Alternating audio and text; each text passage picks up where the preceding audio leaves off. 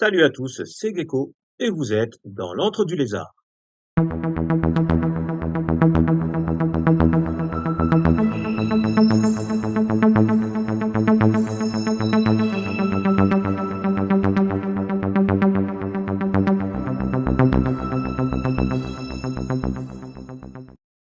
Alors on poursuit notre mission Space Crusade, la mission 147/2 secteur 57, rechercher et anéantir, dont l'objectif est de détruire le Dreadnought.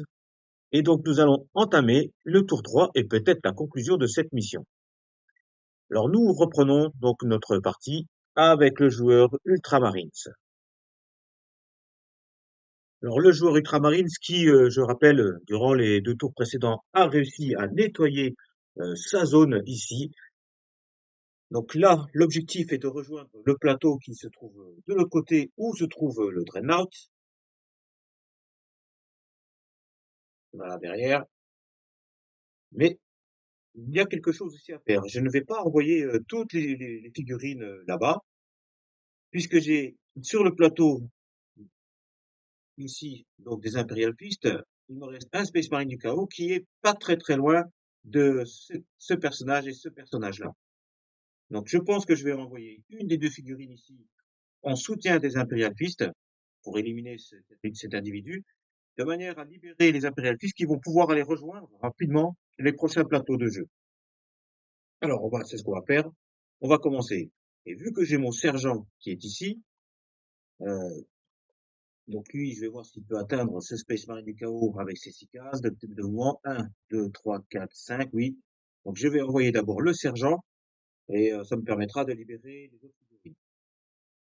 Ou alors je tente le corps à corps avec l'Ultramarines qui est équipé d'un fulgurant, mais qui a également aussi un pistolet fulgurant.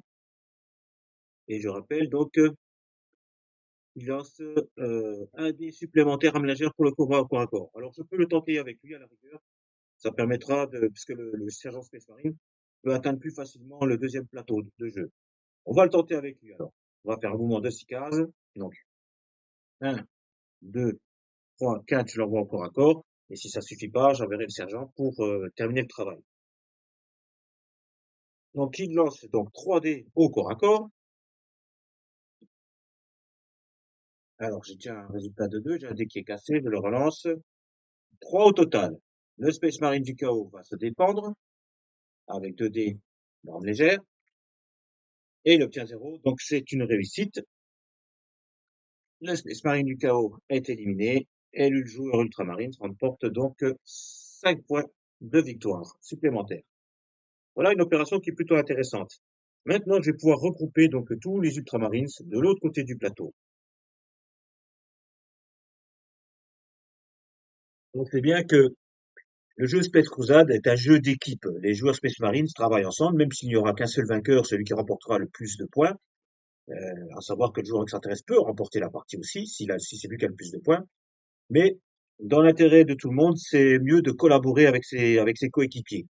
Il arrive que dans certaines parties, pour s'amuser, des joueurs Space Marine se tirent dans les pattes, littéralement. Là, on va pas le faire. On va essayer de vraiment apporter du piquant à ce jeu en étant au mieux au- euh, très efficace. Allez, donc je vais déplacer mon sergent de 6-4. Il va passer par ici. Donc, qui va être un des chemins les plus courts pour le Dreadnought. Alors, 1, 2, 3, 4, 5, 6. Pareil pour mon canon d'assaut, lui qui ne se déplace que de 4 cases. Donc 1, 2, 3, 4, je l'envoie de ce côté, c'est pareil. Et lui qui est un peu plus loin, 6 cases. Donc 1, 2, 3, 4, 5 et 6. Il accompagne le canon d'assaut, on sait jamais. Je rappelle que dans les cartes événements, on peut tirer, enfin, le joueur extraterrestre peut tirer une carte Genestealer qui fait apparaître un Genestealer à côté de n'importe quelle figurine Space Marines. D'où l'intérêt de faire attention de ne pas trop séparer ces unités, enfin ces figurines, de manière à apporter du soutien parce que le Genestealer au corps à corps est très dangereux. Donc le sergent, lui, il serait capable de se défendre tout seul. Et les deux ici, là, ils sont en soutien l'un de l'autre, donc ça évitera la casse. On a fini avec le tour du joueur Ultramarines. On va passer à l'Imperial Fist. Alors, le joueur Imperial Fist qui a ses 3 figurines qui sont les unes à côté des autres, qui est plutôt pas mal. Euh, bon, on va être obligé de se déplacer dans ce plateau aussi, le dernier plateau qui n'a pas encore été découvert. On n'a pas le choix. Donc, d'où l'intérêt, puisqu'ils ne sont plus que trois, de rester groupés, car euh, ils vont révéler d'autres jetons blips sur le dernier plateau de jeu. Mais c'est le seul chemin pour atteindre le Dreadnought. Le plus court, c'est de passer par ici. Alors on y va. Ils ont des suspenseurs, donc ils se déplacent de 6, même s'ils ont des armes lourdes. Donc 1, 2, 3, 4 et 5. Je vais le placer ici, 6, face à cette porte-là. Donc en sachant que je ne vais pas faire la même erreur qu'au premier tour de jeu, à trop avancer mes Marines, pour éviter justement qu'ils se retrouvent englués dans des extraterrestres. Bon, vu qu'il y a trois portes ici, de l'autre côté, ça risque d'être compliqué. Je vais avancer mes autres personnages, donc 1, 2, 3, 4, 5 et 6. Se place à côté, dans la même ligne que son collègue. Et enfin le dernier Marines, 1, 2, 3, 4, 5 et 6 devant la porte. Alors, je vais vous montrer, puisqu'ils sont entre deux plateaux de jeu, que ça donne. Voilà, vous les voyez ici en bas de votre écran. Ils sont vraiment à cheval sur les deux plateaux. Le plateau de gauche va être révélé. Je vais poser tous les jetons blip. Alors, pour le dernier plateau de jeu, la règle est claire, hein. On place tous les jetons blip restants. Bon, il en reste pas beaucoup, mais je vais les placer en les plaçant dans les différentes pièces et les couloirs d'après les règles solo, le Colorful Minis.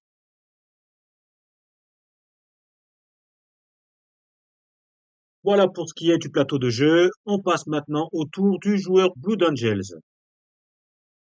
Alors, il ne reste plus que le commandant. Alors, vous avez certainement remarqué que durant la vidéo, des fois je dis sergent, des fois que capitaine. En fait, il faut savoir que cette figurine-là, en mode campagne, peut être promue et a des différents grades comme lieutenant, capitaine. Et bon, c'est pour ça que des fois, j'ai la confusion. Mais sur les cartes, en français, on l'appelle commandant, tout comme le commandant du chaos.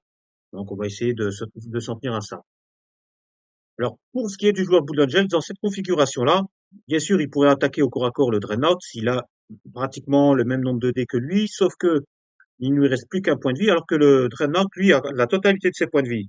On rappelle que pour chaque point de vie, on enlève une arme, et enfin, on le détruit. Donc, dans l'intérêt du commandant, c'est plus intéressant d'attendre le renfort des autres Space Marines, et donc de venir plutôt chercher ici le corps à corps contre le lance-missile, qui reste une arme redoutable. Je le déplace de 6. 1, 2, 3, 4, 5. En diagonale, je viens ici. Et donc, je vais frapper le Space Marine du chaos au corps à corps. Bon, c'est parti. Alors, j'ai le droit de relancer un dé. Et j'obtiens 4 au résultat. Donc, le Space Marine de chaos va se défendre. Oui, au maximum, il peut faire 4. Et là, en l'occurrence, il obtient 2. Donc, le Marine avec le lance-missile est éliminé. Et mon joueur Blood Angels remporte donc les 10 points qui vont avec. On en a fini avec le tour du joueur Blood Angels. On passe au tour du joueur extraterrestre. Je prends ma carte événement. Et là, on obtient Assaut Général. Alors, cette carte peut être jouée puisqu'on nous dit tous les androïdes et le Dreadnought peuvent doubler leur déplacement normal durant ce tour tout en lançant une attaque. Alors, c'est ce qu'on va faire.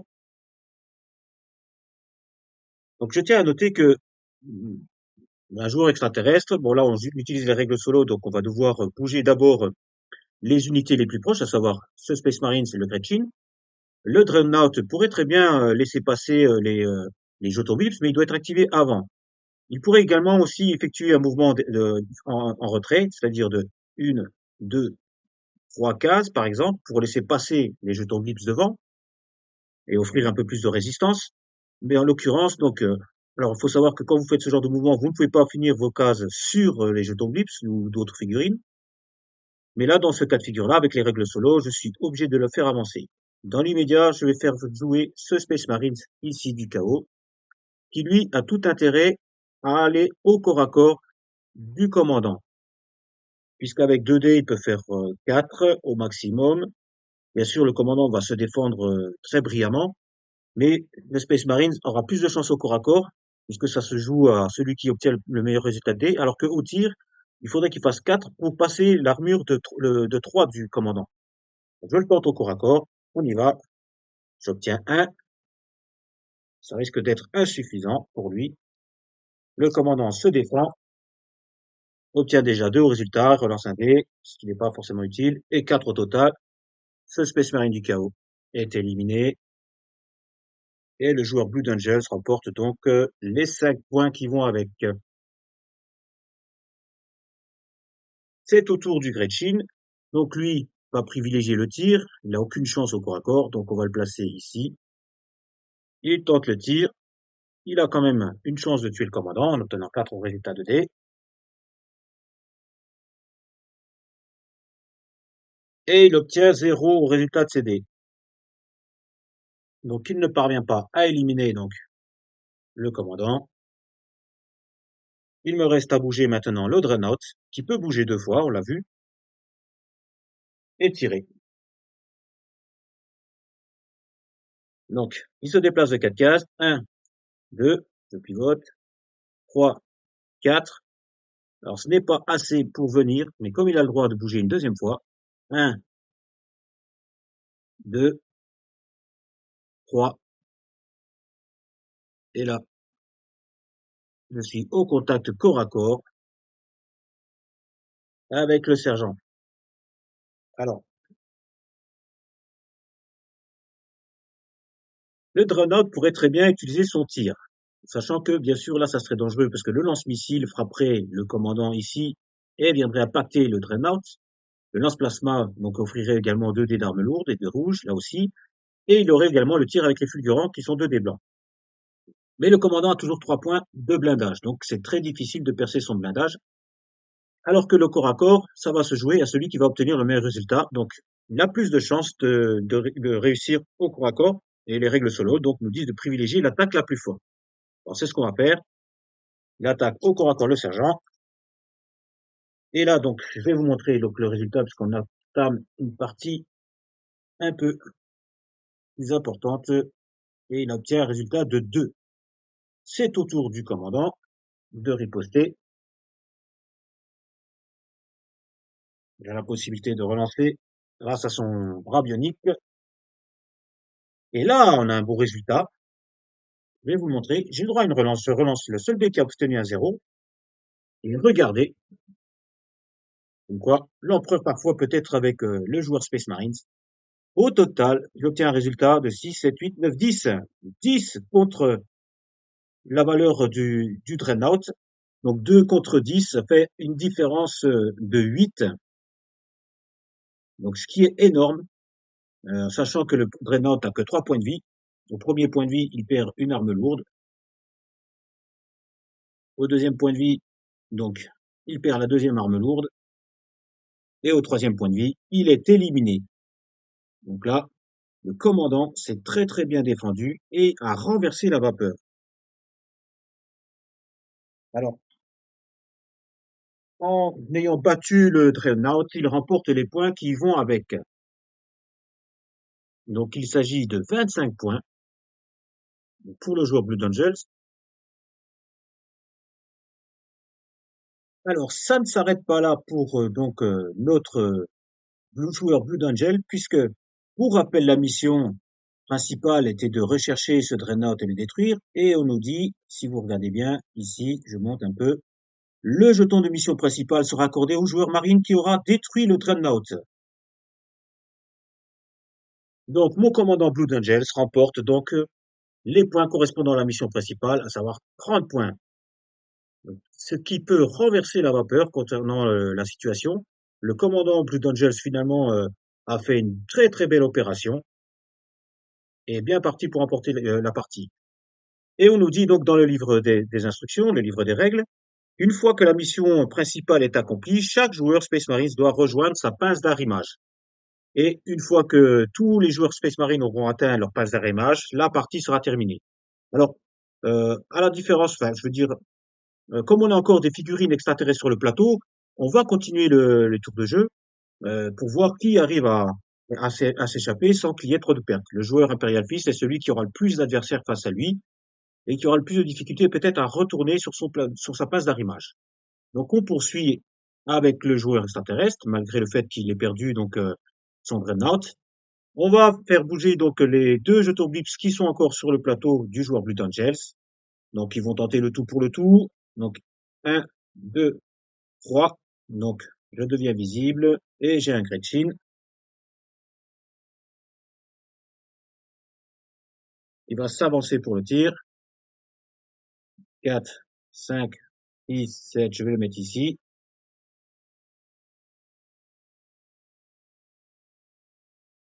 Il obtient 0. 1, 2, 3, 4, je deviens visible, enfin qui est visible ici. C'est un écho-radar, un écho-fantôme. Alors, à savoir une chose aussi, souvent les joueurs extraterrestres, lorsque c'est un joueur humain, on va dire, et non pas comme une espèce d'intelligence artificielle, ou si vous utilisez les règles solo, dans le cas de figure qu'il y avait juste avant, les joueurs parfois sont vicieux et viennent placer leur figurine ici pour bloquer le passage vers la place d'arrimage et ainsi s'agglutiner sur lui au corps à corps. Là, en l'occurrence, bon, c'est pas le cas. On a fait fair play. Donc lui, il a bougé. On avait un écho-fantôme, de toute manière, ça aurait rien changé. Et mon commandant est safe pour l'instant. En sachant que j'ai une autre figurine ici qui peut venir et qui est proche de ce commandant. On ne sait jamais. Alors, on passe justement au plateau extraterrestre du joueur Imperial Fist. Cette figurine-là, comme je viens de le dire, est très proche du commandant. Il va venir vers lui. 1,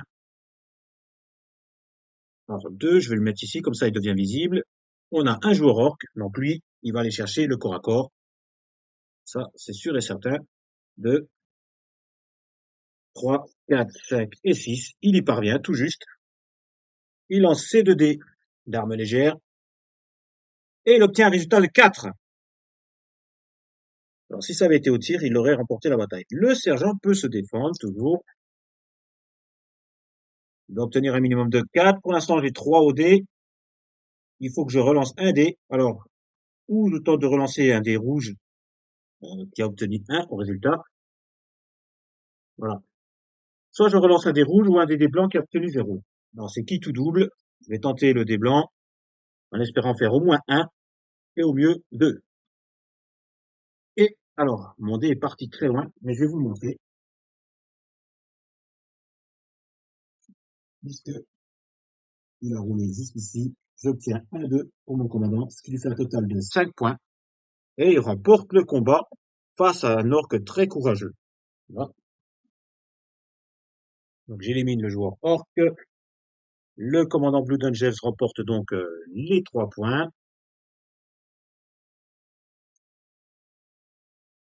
Et on va poursuivre l'activation des figurines du plateau du joueur Imperial Fist. Alors je vais activer ce Gretchin ici, qui va tirer sur le lance-grenade au plasma avec 2 dés d'armes blanches pour un résultat de 0. Après quoi, ce monsieur va s'enfuir pour s'échapper au maximum et être hors de ligne de vue. Donc il va venir ici 1, 2, 3, 4, 5, 6. On le met au loin. Je vais activer alors soit celui-là, c'est pareil. On va commencer par lui, qui est plus proche du lance-grenade au plasma. Donc bien sûr, il ouvre la porte, devient visible. On a un joueur orc. Donc 1, 2, 3 et 4. Il va se placer, enfin, logiquement, il devrait venir ici. C'est la ligne la plus courte. Et va affronter le Space Marine au corps à corps. Je lance les 2 dés. Il obtient un résultat de 1. Le Space Marine riposte. Alors, pour l'instant, il a 0. Il a un dé qui est cassé. Je vais le relancer. Mais si on en reste là, le Space Marine est mort.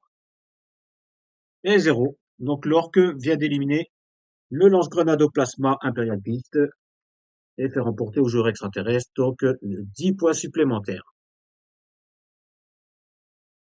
On fait jouer donc le deuxième bout de jeton bible, ici 1, 2. Il ouvre la porte, devient visible. Cette fois-ci, lui, il va essayer de se rapprocher au maximum dans les priorités du joueur avec le fulgurant. Donc c'est un Gretchin, au corps à corps, il n'a aucune chance. il va se placer pour le tir. Donc 2, 3. Je vais le placer ici.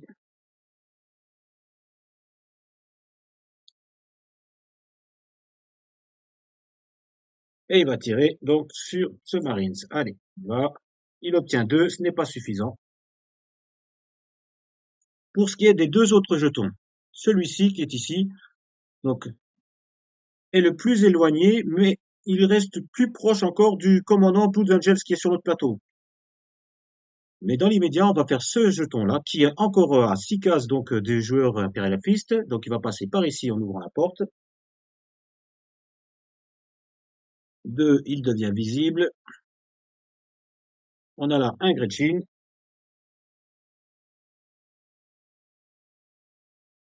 Il va s'avancer au maximum pour se rapprocher du Space Marine fulgurant. Donc 2, 3, 4, 5, il passe entre les mailles. 5, 6, on va le placer ici. 7, il est au contact socle à socle, il pourrait faire un corps à corps, mais il va privilégier le tir.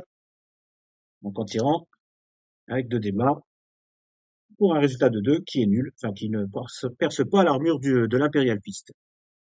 Et il nous reste ce jeton-là, qui peut représenter encore une menace pour le commandant Blue Angels.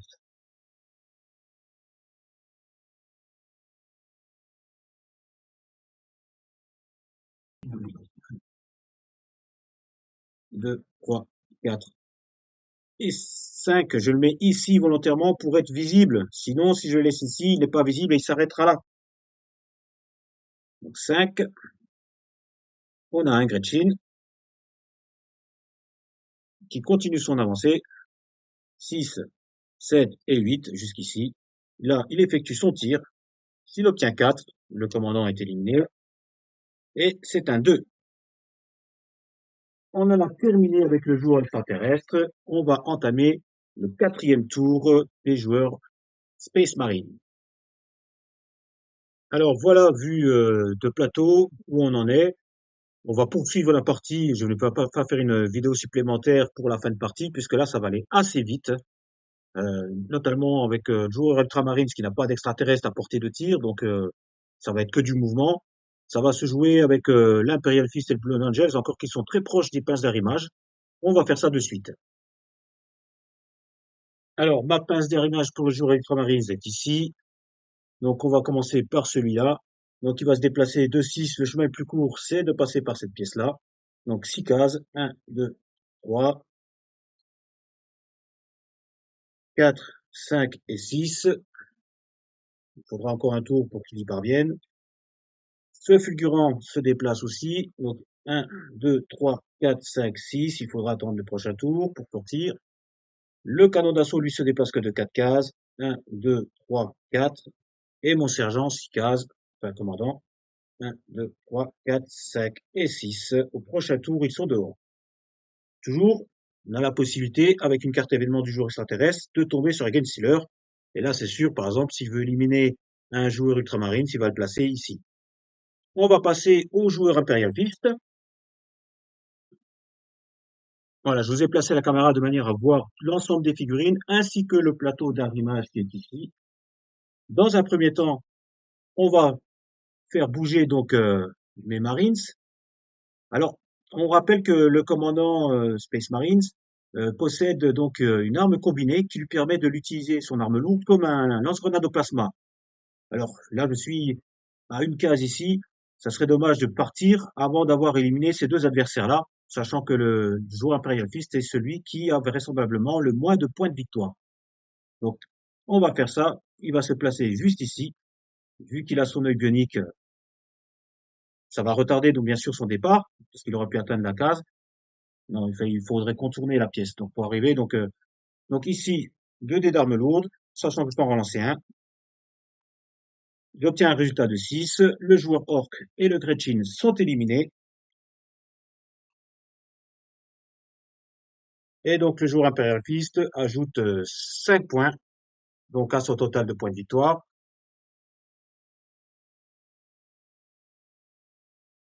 Alors, logiquement, c'est vrai, il aurait dû partir en direction de la pince d'arrimage, mais bon, là, à une case près, on est tolérant et on lui laisse une petite chance, en sachant qu'il se met lui-même en danger s'il perd un tour de plus, hein.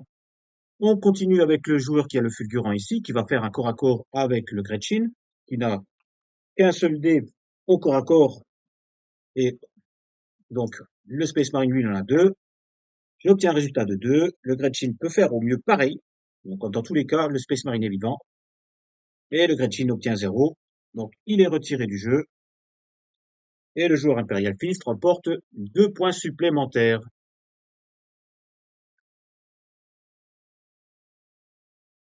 Après quoi, il effectue son mouvement, donc de 6 cases. 1, 2, 3, 4, 5. Et atteint la pince d'arrimage. C'est le premier Space Marine à sortir du jeu. On en a fini avec le joueur Imperial Fist. On passe au joueur Blue Angel. Alors là, il n'y a pas de surprise.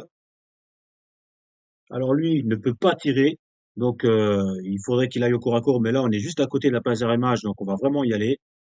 Sinon, surtout que ça serait risqué.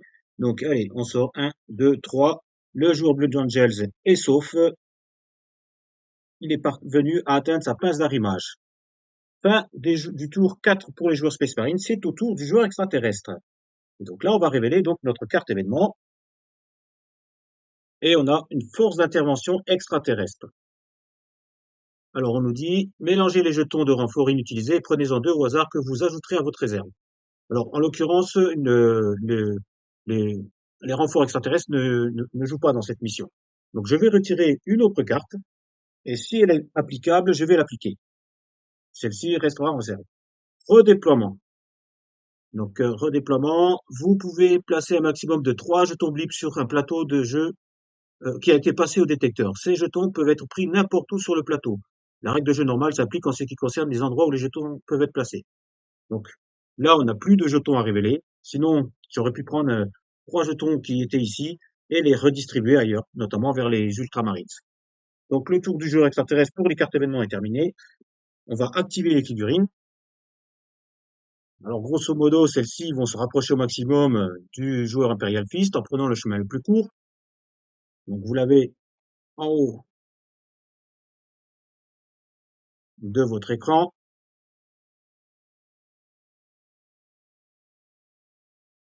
Alors en se déplaçant de 8 cases, le chemin le plus court c'est ici pour les 3 Gretchen, parce qu'ils peuvent arriver en 1, 2, 3, 4, 5, 6, se placer dans ce plateau-là et avoir une ligne de vue sur le commandant. Donc c'est ce que je vais faire, donc je vais tous les bouger. 1, 2, 3, 4, 5, 6, 7 et 8. Lui il se met ici, il tente son tir,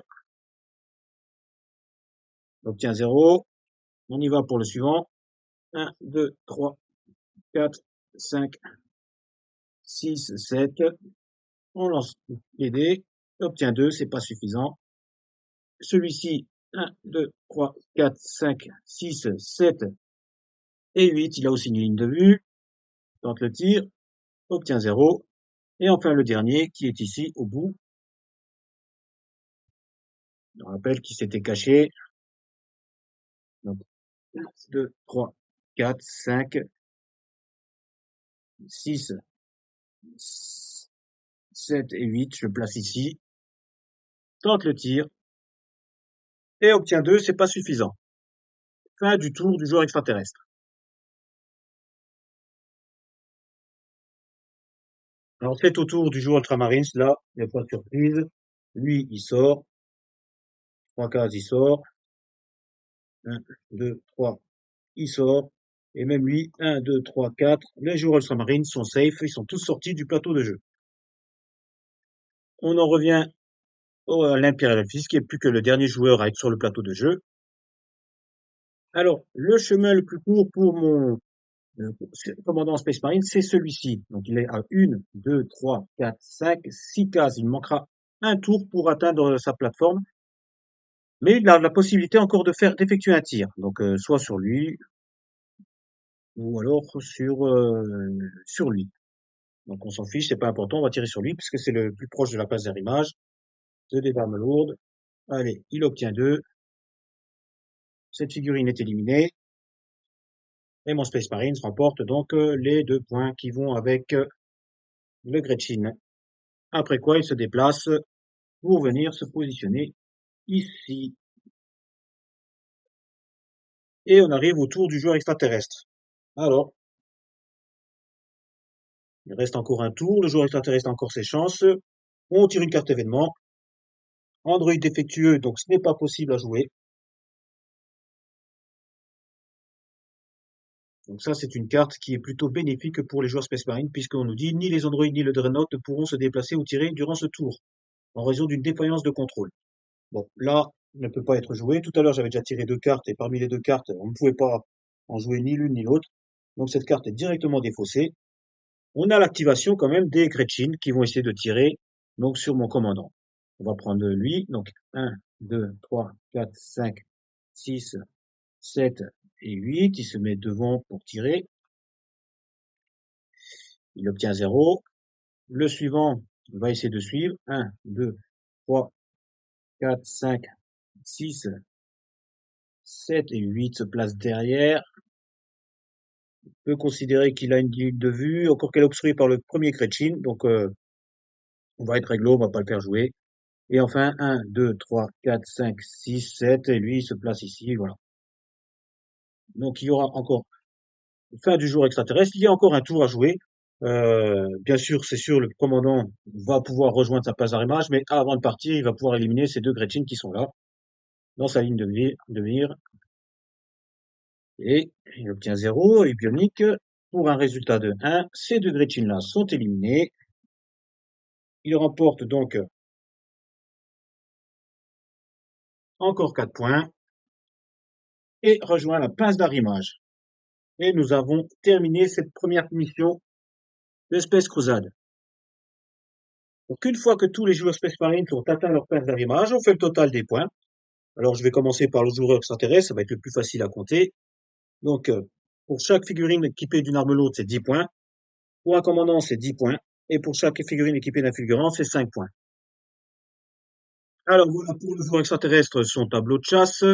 On a dit donc, ici, on a 5 points. 10, 20, 30, ça nous fait 35. 35, 45, 50, 55, 60 points pour le joueur extraterrestre. Le joueur ultramarine, c'est celui qui a gardé le plus de Space Marine en vie. Il obtient un résultat de 10 plus 5 plus encore 5, ça fait 20 points. Et ici, encore 10 points, 30 points au total pour le joueur ultramarine. Le joueur Imperial Fist ne reste plus qu'avec deux Space Marines. C'est le joueur qui a été le moins efficace dans la partie. Il a 5 points, 10 points, 15 points, 20 points, 24 points au total. Et enfin, le joueur Blood Angels, où il ne reste plus que le commandant sur la partie, mais qui a fait beaucoup de dégâts, puisqu'il a les 30 points de la mission principale, les 25 points du Dreadnought. C'est la grosse combo lorsque vous affrontez un gros adversaire qui est la mission principale. Donc on est déjà à 55 points, 65 points, 75 points, 80, 83 points pour le joueur Blue Angels. Comme quoi, vous pouvez l'observer, ce n'est pas parce que vous avez perdu beaucoup de figurines que vous ne pouvez pas remporter la partie. Ce qui fait la différence, bien sûr, c'est ces deux jetons-là. On est à 55 points rien que pour ces deux points-là. Donc c'est le joueur Blue Angels qui a remporté la partie. Juste avant de vous quitter, une petite précision concernant donc les campagnes. Savoir que les campagnes, vous pouvez, tous les joueurs peuvent recevoir des récompenses en fonction des résultats qu'ils obtiennent. C'est suivant le nombre de points qu'ils obtiennent. Plus vous obtenez de points, plus vous avez de chances de recevoir des récompenses et des promotions. Voilà pour ce qui est de cette première mission, la mission rechercher et anéantir. Prochainement, je réaliserai donc la mission 2 en utilisant des règles solo, mais d'autres règles solo, donc de Banjo's House Rule, pour vous montrer un petit peu comment on peut développer différentes règles. Vous verrez que le déploiement des blips sont différents. En attendant de vous revoir pour une prochaine vidéo, je vous dis ciao ciao et à bientôt.